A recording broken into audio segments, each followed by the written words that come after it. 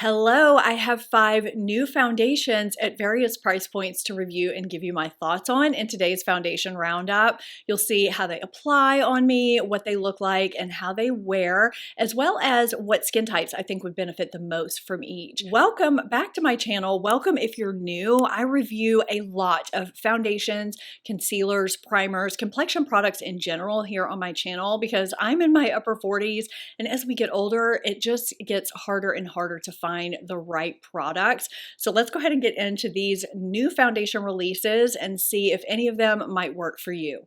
There are no first impressions here when it comes to foundation reviews. I always test foundations multiple days using no primer, various types of primers, and different application methods, and show you clips throughout that I think give you a good picture of my overall experience with each foundation.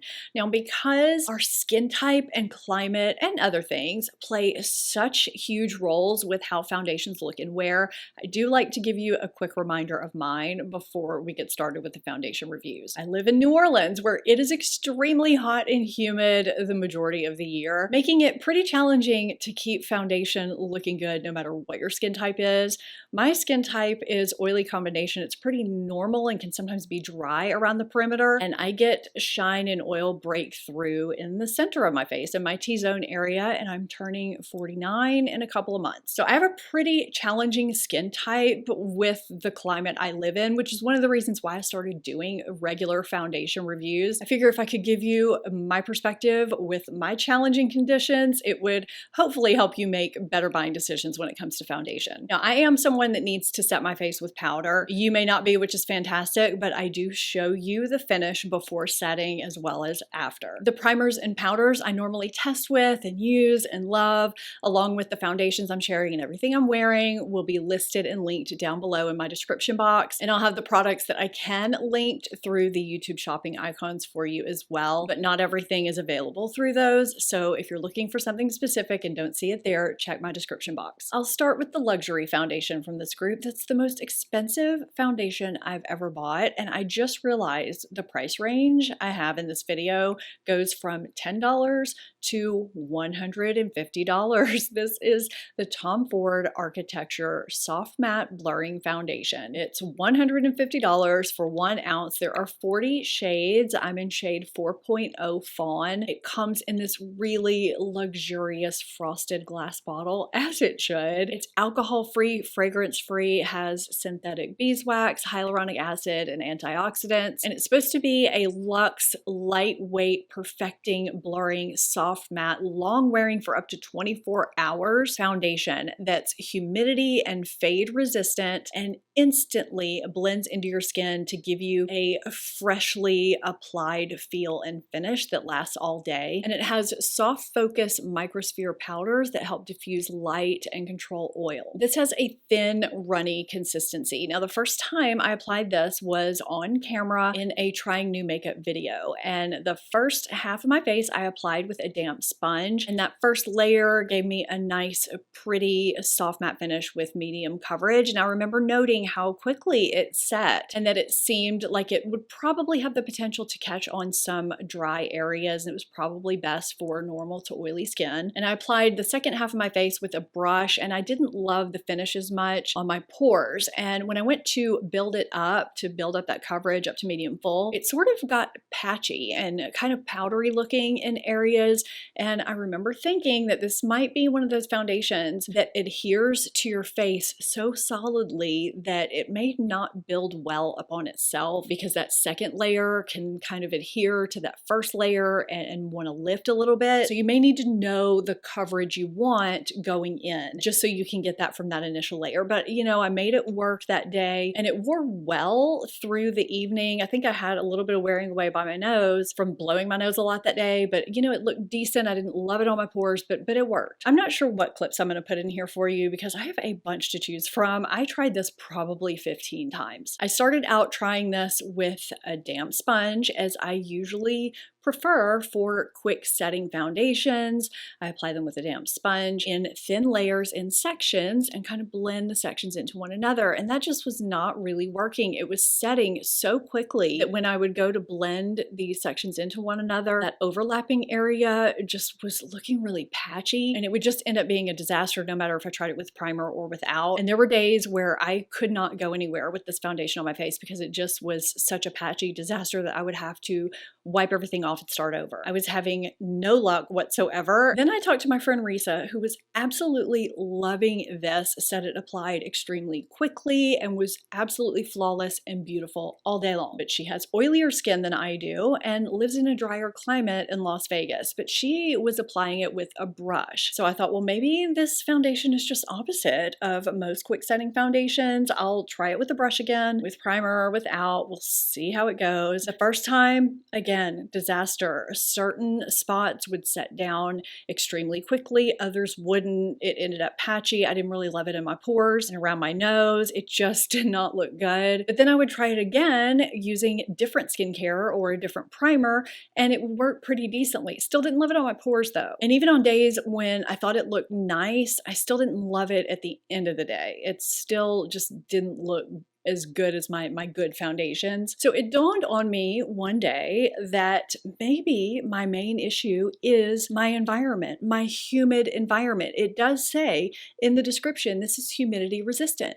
So maybe the humidity in my environment combined with the damp sponge or how quickly it sets when I'm using a brush, it's just not working.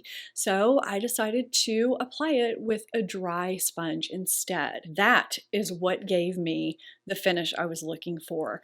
Finally, it gave me more time to work with it before it set down. It was just a more seamless application. It looked really, really pretty, and it did wear well for about 6 to 7 hours, but I still didn't love it much beyond that. It still doesn't look as beautiful at the end of the day as other long wearing foundations that I absolutely love. This has a very pretty soft matte finish with medium to medium full coverage, and it can be very skin-like and natural when it applies correctly. This is a foundation where if you mess it up, because it is firmly stuck to your face, you can't blend it out, you can't fix it, you have to wipe it off and start over. But if it looks pretty and you get it right, it will be on your face all day, which is a good thing. I would say that it is best for normal to oily skin. When it looks pretty, it looks really pretty. It's just a very temperamental foundation, which I don't think we should be having at $150. When you're spending upwards of $100 on a foundation, it should apply beautifully every single time. It should be consistent. In my last foundation roundup, I discovered 2 beautiful luxury foundations that apply quickly, seamlessly, effortlessly every single time. One is slightly better for normal to oily skin and is one I've been reaching for pretty consistently now that our temperatures are very hot and humid right now. And the other is slightly better for normal to dry skin. But I love them both, and they're worth that price tag if you have that in your budget. I feel like there are other bulletproof, long-lasting soft matte foundations that require so much less effort. I know everyone's different. There will probably be some out there that this will work really great for. I'm just not one of those people, and I'm here to give you my perspective. That's what these foundation reviews are for, and I would love to hear your perspective in the comments about all of these foundations or any one of them if you've tried them or if you plan to. I really, really wanted this to work, especially since I spent the most I've ever spent on a foundation, but it just didn't. Let's move on to a powder foundation that has surprised a lot of people. This is Natasha Denona High Glam Powder Foundation. I really love this packaging. So it's $55, or you can get the refill for $39 for 0.44 ounces.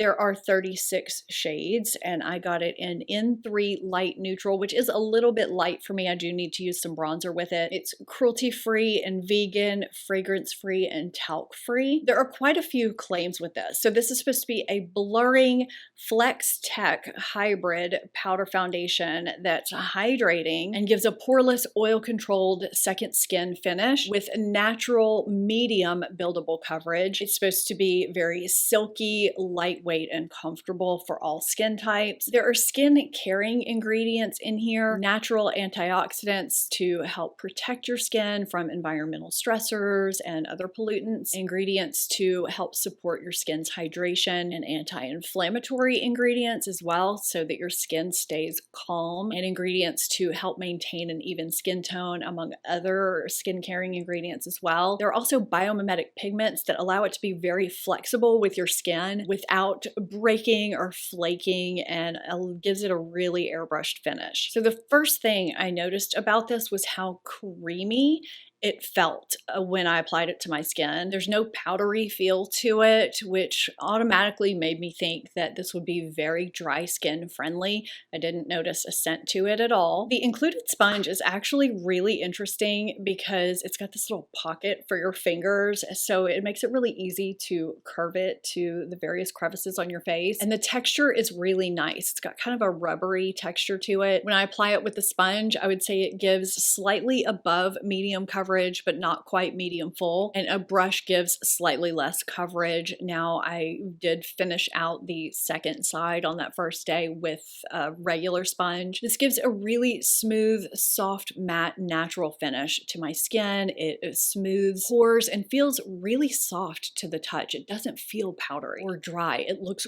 really natural. I remember thinking on that first day, this would be a really beautiful powder foundation for dry skin, yet it was working beautifully for my combination skin too. And every day I wore it, it started out looking so beautiful on my skin. Now, without a primer, several hours in, I have some wearing away and more shine than I'm comfortable with. That's not uncommon with me with powder foundations with no primer and no setting spray. I was sick and blowing my nose a lot, so I can't fault this for wearing away the way it did around my nose. The second clips that you're seeing here are with my Hourglass Veil primer underneath it, and it looked stunning. Now, my under eyes are dry, and I don't typically set them with powder foundations because they are dry, but I did that on this day. This is the first powder foundation I've been able to set my under eyes with. Around 8 hours in, disregard the red around my nose. Again, blowing my nose a lot. It's not the makeup's fault. Nothing would stand up to the amount of nose blowing and wiping I was doing, but I have a lot of shine going on, but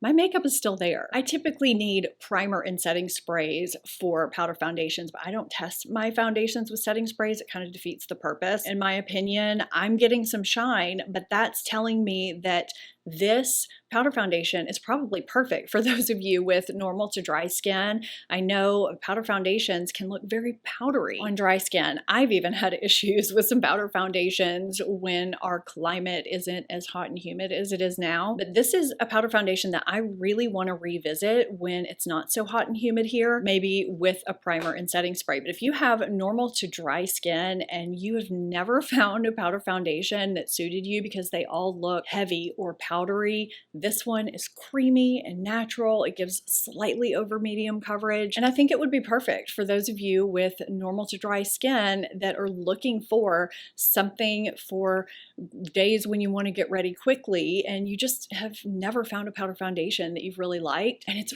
really beautiful. I was impressed with this. Even though it's not ideal for my personal skin type right now, I think it would be beautiful for you.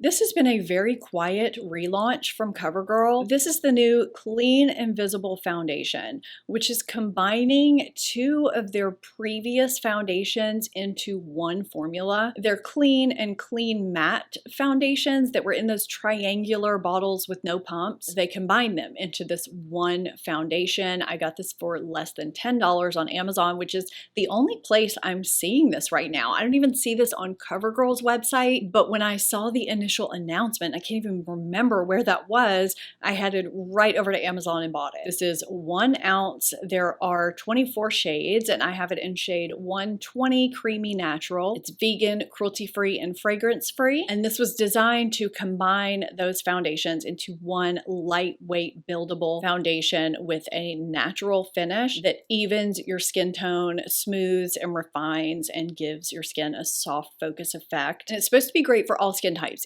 even sensitive and acne prone skin to give all day wear with hydration. And I think part of their main focus was putting it in a nice, easy, friendly, squeezy bottle versus a glass bottle that just poured the foundation out. This has a very easy to work with texture. It blends out and applies very easily and quickly, no matter what method I use. I've used my fingers, a brush, a sponge, and it just applies flawlessly no matter what I do. I originally applied this on camera right before filming another video. I think I was going to use that footage for something. I'm not sure what, but I never did. And I forgot to grab my usual slow half and half shots to show you the coverage, but I think you can get the gist here. I'd say I can get anywhere from light medium to just above medium coverage if I build it up a little bit. This has a very natural skin-like finish that improves the look of my skin. It feels very lightweight and it smooths my pores. My clips are from Random Days because I kept forgetting to get specific clips. I can get some shine on my face when it's hot and humid and I'm not wearing a primer, but I don't feel like my skin ever looks bad with this foundation, even when that does happen. I feel like my skin always looks healthy, it looks better, and it never feels greasy. It never looks like it goes into greasy territory where I just want to, take it off. The finish stays more natural looking when I'm wearing a mattifying primer of some sort. It seems to adhere really well to my face and almost seems to have calming properties to it. I just took a look at the ingredient list on the back here. It was really tiny to see what could be in here. I don't see anything that stands out to me in particular about being calming, but something that stands out to me about this is that there were multiple days where I was blowing and wiping my nose post sickness and I was just still stopped up and runny all at the same time. And normally I would show a lot of redness around my nose where a foundation would rub away and that redness would just come through, and that did not happen with this. It just seems to calm my skin. I don't know what it is, but it's an inexpensive foundation that gives me a nice natural finish, and it seems to wear well for me and not gather in lines or make me overly shiny. It wears well with or without primer, and I think it's great for all skin types. This was a nice drugstore foundation surprise for me with this foundation roundup for sure. I briefly mentioned Fenty Beauty Soft Lit, what's the full name? Soft Lit Naturally Luminous Hydrating Longwear Foundation in another video. So if you saw that, you've had a kind of a spoiler with this. So this is $40 for 1.08 ounce. There are 50 shades and I grabbed it in the same shade. I have my Pro Filter Soft Matte Foundation, which is $230, to see if the shades are equivalent. And I was a little nervous at first because when I compared them in the bottles, they look different. And when they're freshly wet on the back of my hand, they look different. But once they start to dry down and once they're fully dried down, they do start to equal out and they look the same. That's not from oxidizing, that's just letting the foundation dry and get to where it needs to be. Soft Lit is cruelty-free, fragrance-free, and alcohol-free. And this is supposed to be a long-wearing, medium coverage, hydrating, glowy foundation that gives a golden hour glow in a bottle that also reduces shine. And they say it's supposed to be a notch above a natural finish. It's supposed to brighten and improve your skin instantly and over time and be sweat and humidity and transfer resistant and waterproof. This has a runny consistency. It applies and blends out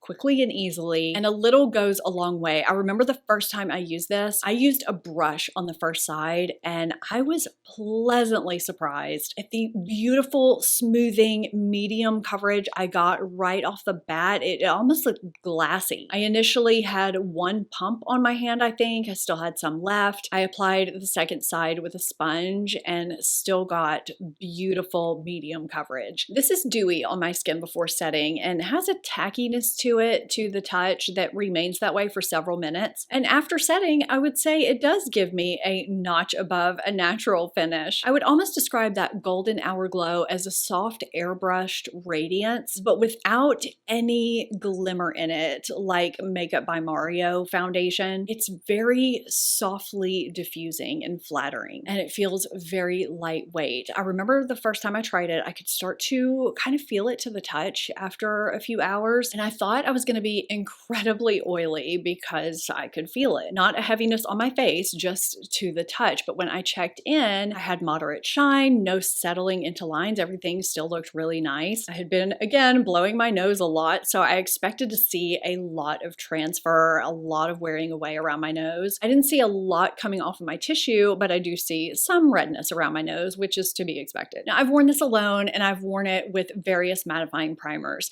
and it just has a little bit too much glow as the day goes on for my personal taste, especially right now in the heat and humidity that we're having as my natural oils start to come through. But I think normal to dry skin will love this. It's so beautiful. But I've still been wearing this by mixing it with my Pro Filter. I love these two mixed together. I usually mix them at a ratio of about 1/3 soft lit to 2/3 Pro Filter, sometimes 1/4 to 3/4. And I kind of get the best of both worlds. Pro Filter ups the coverage of soft lit a little bit, and soft lit softens the finish of Pro Filter. And of course, pores are smooth, texture is refined, and they wear beautifully all day long. So if you have oily to combination skin, this mixture may be what you're looking for if you're wanting a soft, sort of radiant finish that will still last you all day. It's something to think about if you have Pro Filter. Maybe it was a little bit too matte for you, or if you already like it but you want a softer effect. These two in combination are really good. In one of my Amazon favorites videos, I talked about this viral Tier Mask Fit Red Cushion foundation. This is Japan's favorite or #1 glass skin foundation. This is a K-Beauty cushion foundation that runs for around $25 to $30 depending on where you buy it. And I need to give you my full thoughts on it now that I've tested it some more and tell you who I think would like it the most. Now, most of us have purchased this on Amazon because it is widely available there. This cushion compact has 0.63 ounces, which doesn't seem like a lot if you think about what a cushion foundation is. It's really just a liquid foundation housed in a cushion compact. But I cannot emphasize how little you need to get full coverage. A little goes the longest way with this foundation. I'm going to turn this upside down so I don't accidentally reflect that mirror on you. There are 20 shades. I bought it in 24N Latte, which is a bit too yellow and deep for me. You'll see that in the clips, but I made it work. It's alcohol free. Now, fragrance is the third to last ingredient, but I don't notice a scent when I apply it. It's supposed to be great for all skin types, even sensitive skin, for giving flawless, long-lasting, lightweight, buildable, semi-matte yet radiant coverage with no fading, cracking, caking, creasing, or transferring for up to 72 hours. It's also infused with a lot of good skincare ingredients like niacinamide, hibiscus, and other extracts to help with skin elasticity and keeping your skin moisturized and nourished. Now, one website said it had SPF 40 PA++ to fend off UV rays. It does have titanium dioxide, but I haven't seen that claim anywhere else and not on Amazon unless they've changed it by the time this goes up. Now, when I say a little of this goes a long way, I really mean it. I have seen a lot of user error with this, with people applying too much. Typically, when it gets cakey or dry or flaky on people, it's because they applied too much. So when I go in with the included sponge, I tap it in the product and then I close the interior lid and tap off excess here and then apply it to my face. And that will give me one full layer of coverage. And if I need to layer it anywhere, I'll dip into this product that I tapped off here and just layer it where needed. Now, it does fuse with your skin, but not such that it's hard to work with. It blends out quickly and easily. And I find that it fuses with my skin a little bit after I've worked with it. Before setting, it gives me a nice natural satin finish that's perfected, smoothed, and refined. My pores are pretty much invisible after setting. It's a lovely, soft, natural matte finish, and it's locked in place all day long. It does not budge. I've worn this several times. I had one day, I think, when it was really hot and humid and I didn't wear a primer, and it settled into one of my forehead creases, but I was able to easily press it out with my finger without losing any coverage. I touched it up with translucent powder and you would never know. Dry sponges, like the included sponge, give you more coverage than damp sponges do. I actually prefer to apply this with my own damp sponge so that I don't get so much coverage right off the bat. So if that was an issue for you, maybe try it that way. There's no rule that says you have to apply a cushion foundation with the included sponge. There's a lot less room for user error if you use a damp sponge than a dry sponge or with the included sponge. I find I can get light medium to full coverage with this very quickly and very easily. I've worn this with various mattifying primers. I've worn it with no primer and it just wears beautifully for me no matter what. I stay matter longer with a mattifying primer, of course, but even when I get some shine without a primer, it's not a greasy shine. It's more of just a satin glow. Now, I don't look at other reviews until I've formed my opinion, but once I do, I will sometimes start hunting around, seeing what other people think. And I've seen all skin types enjoy this, even skin types that are drier than mine. But I would say the majority of the skin types that are leaning towards this are normal to oily. But I wouldn't write it off if you have dry skin, especially if you have warmer, hot, humid months coming up. In your location, it could be the foundation that you need for that all-day locked-in wear that's really smoothing and pretty. Now, there are other cushion formulations from this brand tailored specifically for dry skin. They're supposed to be really good too, that you may want to check out if you have dry skin. So I'll have those linked down below if you do want to look at those. Once you use this foundation 1 or 2 times, you'll pretty much know the level of coverage you need and the amount to use to get you there. And I mean, as long as you don't go in with too much, I think this is really, really beautiful, especially for those of you with normal to oily skin. To see those 2 luxury foundations that I absolutely loved in my last foundation roundup, be sure to check it out here. Thank you so much for watching. If you enjoyed this video and found it helpful, give it a thumbs up and subscribe if you're not already, and I will see you in my next video. Bye.